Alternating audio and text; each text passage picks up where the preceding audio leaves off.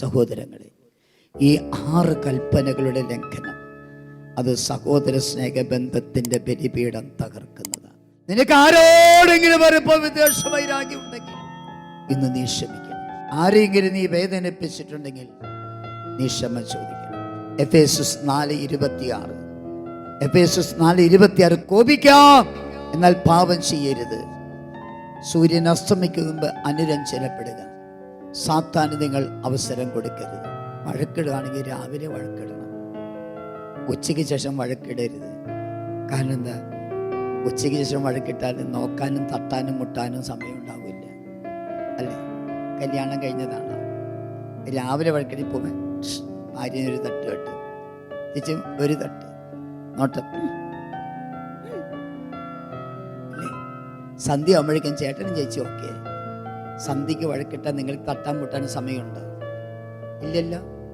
അടുത്ത് കിടക്കാൻ പോലും സമയം ഉണ്ടാവില്ല.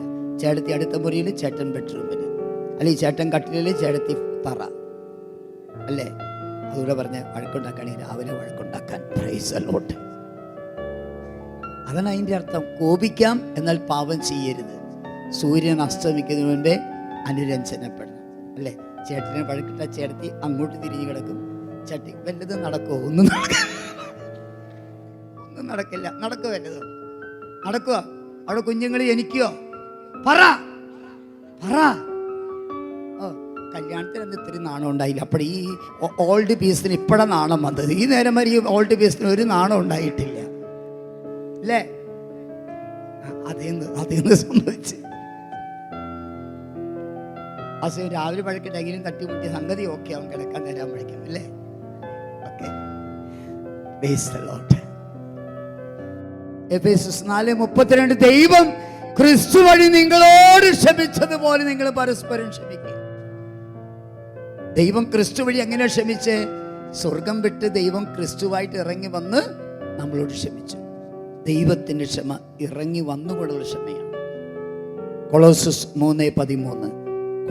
3:13 ഒരാൾക്ക് മറ്റൊരാളുടെ പരിഭവം ഉണ്ടായാൽ ക്രിസ്തു നിങ്ങളോട് ക്ഷമിച്ചതുപോലെ നിങ്ങൾ ക്ഷമിക്കുക.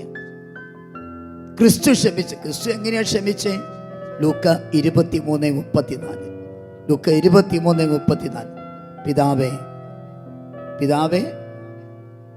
പിതാവേ ഇവർ എന്തെന്ന് ഇവരറിയുന്നില്ല. ഒന്ന് ബൈബിൾ എടുത്ത് വായിക്കാവോ? ലൂക്ക 23:34 ആരെങ്കിലും എടുത്തൊന്ന് വായിച്ച്. എനിക്ക് ഡൗട്ട് അത് തന്നെയാണോ എന്ന്. ലൂക്ക 23:34 അത് തന്നെയാണ്. ഒന്ന് വായിച്ചേ.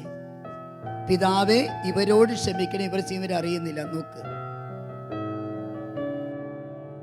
യേശു പറഞ്ഞു പിതാവേ അവരോട് ക്ഷമിക്കണം. ഇവരോടൊന്നല്ല, അവരോടാ.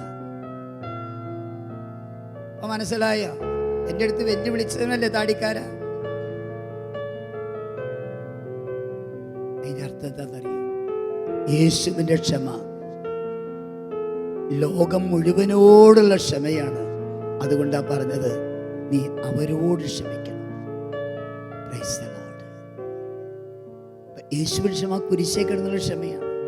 കുരിശിൽ യേശു എങ്ങനെയാണ് ക്ഷമിച്ചത്? സഹിച്ച്, പ്രാർത്ഥിച്ച്, സ്നേഹിച്ച്. ഇന്ന് നിങ്ങൾ നിങ്ങളെ വേദനിപ്പിച്ചവർക്ക് വേണ്ടി പ്രാർത്ഥിക്കണം. നിങ്ങൾ വേദനിപ്പിച്ചവർക്ക് വേണ്ടിയും പ്രാർത്ഥിക്കണം. ക്ഷമിക്കണം, ക്ഷമ ചോദിക്കണം. ബലിപീഠം നേരെയാക്കണം.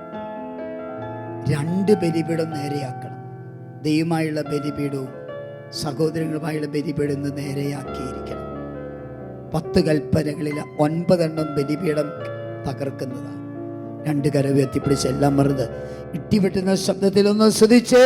ഹല്ലേലൂയ. 219 പേരെ കർത്താവ് ഇപ്പോൾ സ്പർശിച്ചുകൊണ്ടിരിക്കുന്നുണ്ട്. Praise the Lord.